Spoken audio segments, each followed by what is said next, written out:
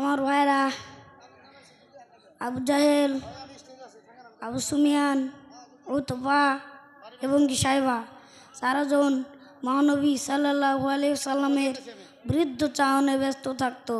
তারা মহাগ্রন্থ আল কোরআনের উচ্চ জানার চেষ্টা করত যে আল্লাহ নবী যে কোরআনের নামে যে কথাগুলি বলেন, এই কথাগুলি তিনি কোথার থেকে আবিষ্কার করেন, তিনি কোথার থেকে পান তিনি, তাই জানার জন্য আবু জাহেল যে গিয়েছে, আবু সুমিয়ান তো জানে না, উতবা যে গিয়েছে, সাইবা তো জানে না। সারাজন একে অপর অজান্তে নবীজির মুখে আল্লাহর কালাম কোরআনে কারীম তার আবিষ্কার করতে গেছে।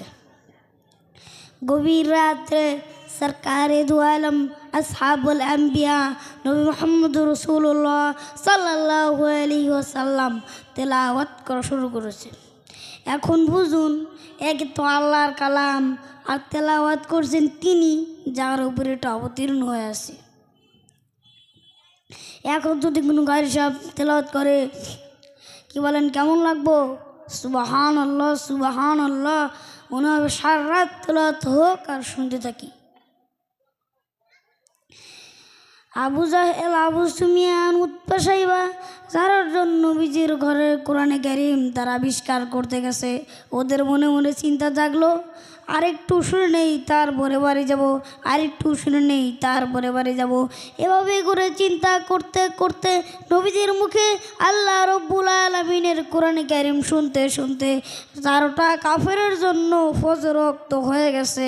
বাড়ি যাও তো দূরের কথা, দাঁড়ানো থেকেও বসার সময়টুকুন পায় নাই। কোরআনে কারীমের আকর্ষণ মানুষকে যেভাবে টেনে আনে, এখন শুধুমাত্র লিফটে সরানো হয়েছে আর পত্রিকায় একটু এসেছে তাফসিরুল কোরআন মাহফিল হবে, মাহফিলের সারা রাত মাহফিলের কাজ হয়ে গেছে। এখন কাল এবং পরশু কি হাসর হবে আল্লাহ রব্বুল আলামিন ভালো জানেন। আমি বলে থাকি আল্লাহর কসম, এই আকর্ষণ মানুষের নয়, এই আকর্ষণ আল্লাহ রব্বুল আলামিনের কোরআন মাজিদ।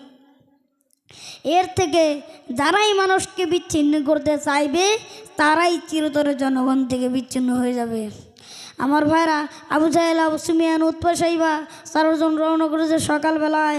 আবু জাহেল জিজ্ঞেস করলেন, আবু সুমিয়ান রে কখন আসছো? কয় অত রাত্রে। উতবা, সাইবা ওরাও বলে অত রাত্রে। কেউ কোনো কথা বলে না। আবু সুমিয়ান বলে, ভাই আবু জাহেল, যদি তুমি রাগ না করো একটা কথা কই। আবু জাহেল বলে, হ্যাঁ বলতে পারো। কয় এই যে সারা রাত ধরে যে আমরা কোরআনে কারীম শুনলাম, লাত মানাতের কসম, এই কথা মানুষের বানানো হতে পারে না, এটা কোনো চরিত্রী, এটা মানুষের নয়। আবু জাহেল বলেন, দেখো এই কথা তো আমারও, কিন্তু মুশকিল হলে এই আমরা হচ্ছি লিডার, আমরাই যদি এটা আকৃষ্ট হয়ে পড়ি তাহলে আবু বকর ওমরের মতো আমরাও পাগলামি করে বসবো, আমরাও ওই দলে চলে যাবো। সুতরাং আমি বুঝতে পেরেছি তোমাদের কোরআনে কারীম শোনার পাগলামি যে ধরেছে, আমার হাতে হাত দাও, তওবা পড়ো, এই জায়গায় কোরআনে কারীম শুনতে আর কোনো দিন আসবে না। কি করবে? ইচ্ছার বাইরে এখন তাকে খুশি রাখতে হয়, তাই বাধ্য হয়ে সবাই তওবা বলল। তওবা পরে যার যার মতো বাইরে চলে গেছে। দুপুর গড়িয়ে যখন সন্ধ্যা চলে এলো, আবু সুমিয়ান ভাবলো যে আবু জাহেল নিজে তওবা পড়িয়েছে, সে তো আর আসবে না।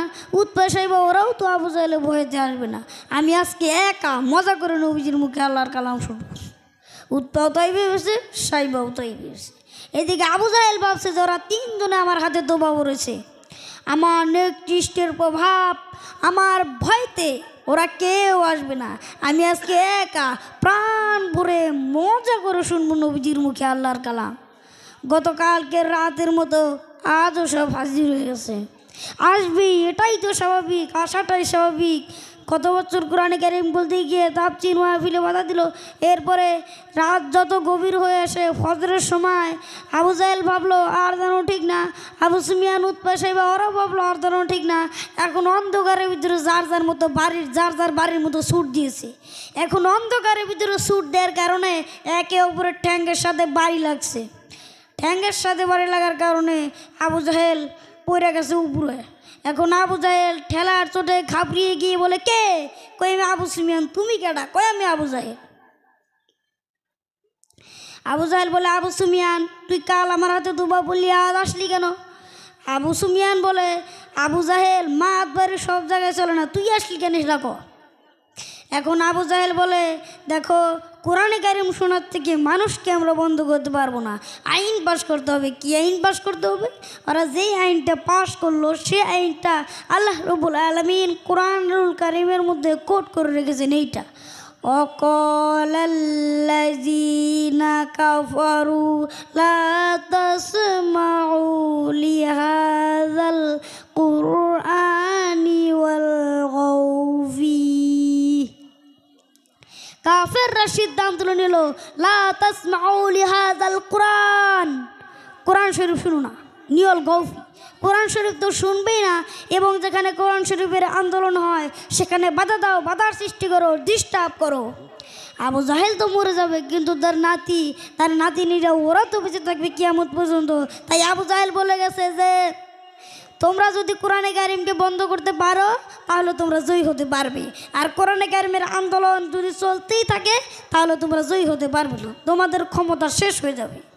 কত বছর, 1 বছর কোরআনে কারিম বন্ধ করার জন্য চেষ্টা করা হলো, কিন্তু কোরআনে কারিম এটা কি বন্ধ হওয়ার জিনিস? এখন একদিন হযরত মুহাম্মদুর রাসূলুল্লাহ সাল্লাল্লাহু আলাইহি ওয়াসাল্লাম কাবা শরীফের পাশে বসে কোরআনে কারিম তেলাওয়াত করা শুরু করেছে।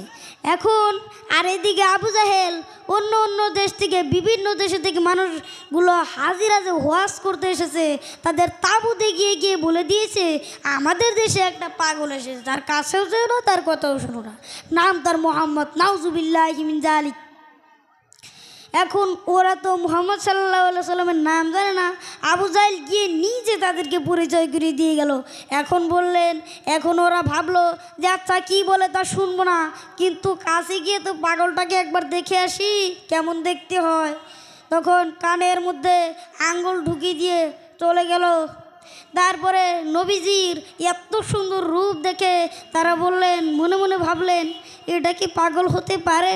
আমরা তো পাগল দেখেছি, চুলগুলো থাকে উস্কু খুস্কু, দাঁতে থাকে ময়লা, চোখগুলো থাকে উদাস উদাস, জামা কাপড় থাকে ছেঁড়া, দাড়ি থাকে একটা এদিক আর একটা থাকে ওদিক, এইটাই হচ্ছে পাগলের পরিণতি।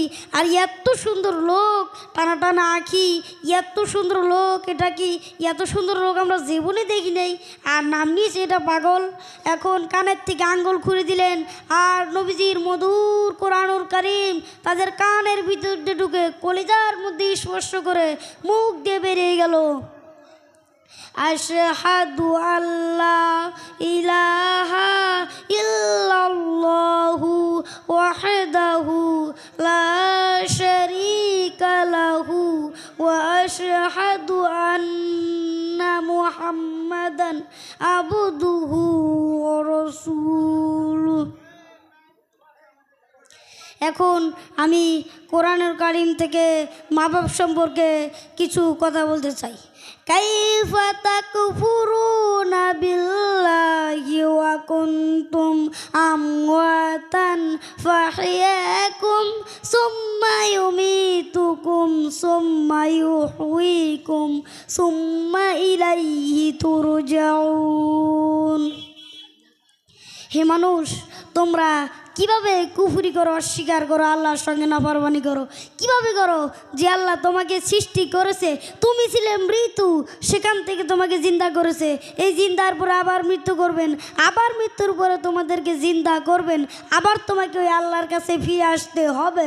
সুতরাং মানুষ জন্মের পূর্বে সব মৃত্যু ছিল, এ কথা তো আজ বিজ্ঞানসম্মত কথা, বৈজ্ঞানিক সত্য কথা। মানুষ জন্মের আগে মৃত্যু ছিল। কিভাবে? মানুষের উৎপত্তি থেকে এলো, কোরআনে কারিম তা পরিষ্কার করে বলে দিচ্ছে যে তোমাকে কিভাবে সৃষ্টি করেছে তুমি দেখো। সন্তান মায়ের জরাইতে আসার পূর্বে সে ছিল পিতার শুক্রকীট, অর্থাৎ মায়ের ডিম্বাণু, অর্থাৎ স্পার্মটোজোন আর ওভান, এই দুটো জিনিসের মধ্যে সে বিভক্ত ছিল। মায়ের বক্ষপিঞ্জয় এবং পিতার পৃষ্ঠদেশ থেকে সবাইকে নির্গত এক ফোঁটা পানি দিয়ে আমি আল্লাহ পাক তোমাকে সৃষ্টি করেছি। কোরআনে কারিম বলছেন, হাল আতা আলাল ইনসানি হিনুম মিনাদ দাহরি লাম ইয়াকুন শাইআম মাযকুরা। মানুষের কি এমন সময় ছিল না যখন সে উল্লেখযোগ্য বিষয় বস্তু হিসেবে পরিগণিত ছিল না? তোমার নাম ছিল না, পরিচয় ছিল না, কিছুই ছিল না, দুনিয়ার কেউ তোমাকে জানতো না, শুনতো না। আমি আল্লাহ পাক তোমাকে সৃষ্টি করেছি, তুমি কোত্থেকে এলে? কোরআনে কারীম থেকে তা জেনে নাও। আল্লাহ রাব্বুল আলামিন বলেন, ইন্না খলাকনাকুম মিন তুরাবিন সুম্মা মিন নুতফাতিন সুম্মা মিন আলাকাতিন সুম্মা মিন মুদগা। আমি রব্বুল আলামিন তোমাকে সৃষ্টি করেছি, মাটির উপাদান দিয়ে তৈরি করলাম। মহাবের পুরুষের স্পার্মটোজোন আর মহিলাদের ওভান দুটোতেই মিলে মায়ের গর্ভের ভিতরে নাপাক পানি ফোটাকে জমাট রক্তে পরিণত করে দিলাম। এই জমাট রক্তকে গোষ্ঠ বানালাম, কুচি কুচি হাড় দিয়ে একটা বডি, একটা স্ট্রাকচার তৈরি করে দিলাম। তারপরে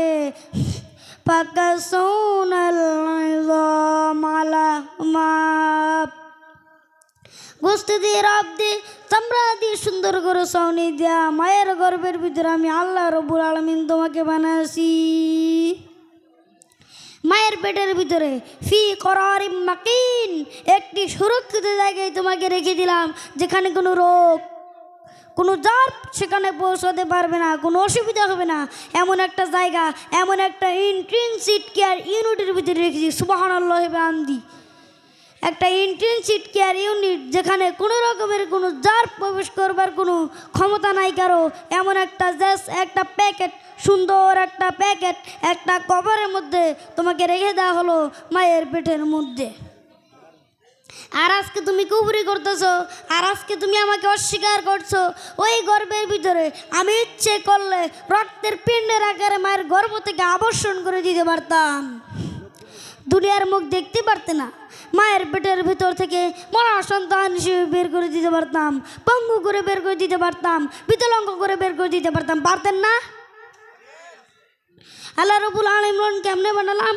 খলাকাল ইনসান, মানুষ আমি সৃষ্টি করেছি মায়ের পেটের ভিতরে বসে। যখন ক্ষুধার উদ্রেক হলো, যখন এসে গেল, ক্ষুধা লাগলো, খাবারের প্রয়োজন হলো, আমি কেমনে খাওয়ালাম? দুনিয়ার কোনো মা বাপ, কোনো নেতা, কোনো ডাক্তার, কোনো চিকিৎসা বিজ্ঞানী মায়ের পেটের সন্তানের খাবার সংগ্রহ করতে পারে না। আল্লাহ পাক বলেন, তুমি কি খাবে? ব্যবস্থা আমি করেছি। মায়ের মাসিক অসুখকে বন্ধ করে দিয়ে মায়ের নাভির সঙ্গে তোমার নাভির সাথে তার লাগাই দিয়েছি। আর ওই তারের মাধ্যমে রক্ত বের করে দিয়া মায়ের রক্ত দিয়ে তিল তিল করে তোমারে বড় করেছি। রক্তটা মুখে লাগাই নাই, মুখে লাগলে পরে নাপাক রক্ত, মুখটা নাপাক হয়ে যাবে। নাভির ভিতর দিয়ে পাস করে দিলাম, মুখটাকে পবিত্র রেখে দিলাম, যাতে করে দুনিয়া আসার পর আমার এই পবিত্র বানানো মুখখানা দিয়ে এই দুনিয়ায় বসে তোমার আল্লাহর পবিত্র নামের জিকির করতে পারো। এমন সুন্দর করে মায়ের পেটের ভিতরে তৈরি করলাম, হাত দিলাম, পা দিলাম, সুন্দর করে বানালাম, এমন নিখুঁত করে বানালাম, তাকায় দেখো নিজের দিকে, সুন্দর করে বানালাম। এরপরে কি করলাম? সুম্মা নুখরিজুকুম তিফলা, বাচ্চার আকারে মায়ের গর্ভ থেকে আস্তে করে বের করে নিয়ে আসলাম পৃথিবীর বুকে। সুবহানাল্লাহ বিহামদি। বাচ্চার আকারে মায়ের গর্ভ থেকে আস্তে করে বের করে নিয়ে এসেছি পৃথিবীর বুকে। পৃথিবীতে যখন আসলে তখন তোমার অবস্থাটা কী ছিল? ক্ষুধা আর যন্ত্রণায় যদি মরেও যেতে, কান্দা ছাড়া ভাষা নাই। ভাষা আছে? কোনো হুশ ছিল ওতে? কোন জ্ঞান ছিল? আল্লাহ রাব্বুল আলামিন বলেন, আল্লাহু আখরাজাকুম মিন বুতুনি উম্মাহাতিকুম লা তা'লামুনা শাইআ। মায়ের গর্ভ থেকে এমন অবস্থায় বের করে এসেছি যখন তোমার কোনো হুঁশ নাই, জ্ঞান নাই, কথা বলতে পারো না, পায়খানার ভিতরে পড়ে থাকো, কে কে করে কান্না ছাড়া কোনো পথ নাই, পাইরি ভাষায় গলা শুকায় যায়, কান্না ছাড়া পথ নাই, তোমার মুখের কোনো ভাষা নাই কান্না ছাড়া। আমি তোমার এমন আল্লাহ, আমি তোমার এমন স্রষ্টা, আমি তোমার এমন রব, তোমার মুখের কোনো ভাষা নাই বলে আমি তোমার প্রতি তোমার মায়ের এক দুর্বিনীত মহাব্বত পয়দা করে দিয়েছি। তোমার কান্না তোমার মায়ের বুকের ওপরে শেল বিঁধে যায়। তুমি যখন কাঁদো, কান্নার আওয়াজ যখন মায়ের কানে চলে যায়, হাজারো কাজ ফেলে মা দৌড়ায় বাচ্চারে কোলে নেয়। কি খাবে কেউ চুরি করে দেয় না। আল্লাহ রাব্বুল আলামিন বলেন, বান্দারে দুনিয়া আসার আগে তুমি কি খাবে, খাবারের বন্দোবস্ত আমি আল্লাহ করেছি। আমি এমন স্রষ্টা, তুমি দুনিয়া আসার 6 মাস আগে তোমার মায়ের বুকের ওপরে তোমার খাদ্য গরম করে আমি আল্লাহ রিজার্ভ করে রেখে দিয়েছি। সেই খাদ্য শুধু খাদ্য নয়, রোগের প্রতিষেধকের ওষুধ। আজকের বিজ্ঞানীরা, চিকিৎসা বিজ্ঞানীরা বলছেন মায়ের দুধ, সন্তানের মায়ের দুধের চাইতে বিকল্প কিছুই নাই। সন্তান পৃথিবীতে এলে মায়ের ওই প্রথম দুধটা গ্রামে গঞ্জে অশিক্ষিত এলাকায় প্রথম দুধটা ফেলে দেয়। এটাকে মনে করে এটা খারাপ, এটা খাওয়াতে নাই, তাহলে ধনুষলং হবে কার? হাবিজাবি কথা বলে আল্লাহ দুধ মানুষের সন্তানের ধনুষলং করার জন্যে। মায়ের এই প্রথম দুধটা হচ্ছে সন্তানের জন্য সমস্ত রোগের প্রতিষেধক। ও ছিল পেটের মধ্যে একটা কাবারের মধ্যে, সেখানে কোনো রোগ ছিল না, কোনো জার বীজাণু ছিল না। ও পৃথিবীতে এসেছে যেখানে বাতাসের ভিতরে জাম রয়েছে, মানুষের শ্বাস প্রশ্বাসে নিঃশ্বাসে হাজারো রোগ বীজাণু জীবাণু ঘুরছে। এই রকমের একটা পৃথিবীতে এসেছে। আসার পরে কচি স্বাস্থ্য, কচি শরীর, কচি হাড়, কচি লাঞ্চ, সেটাকে প্রতিরোধ করবে কি করে? সেজন্য আল্লাহ পাক মায়ের বুকের দুধের ভিতর সমস্ত রোগের প্রতিষেধক দিয়ে দিয়েছেন আল্লাহ পাক। অনেক মা তার সন্তানদেরকে দুধ দেন না।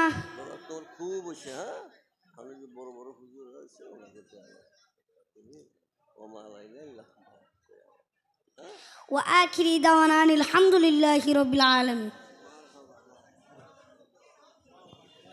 আপনারা তো সব মুগ্ধ হয়েছেন, তাই না? তা আমাদের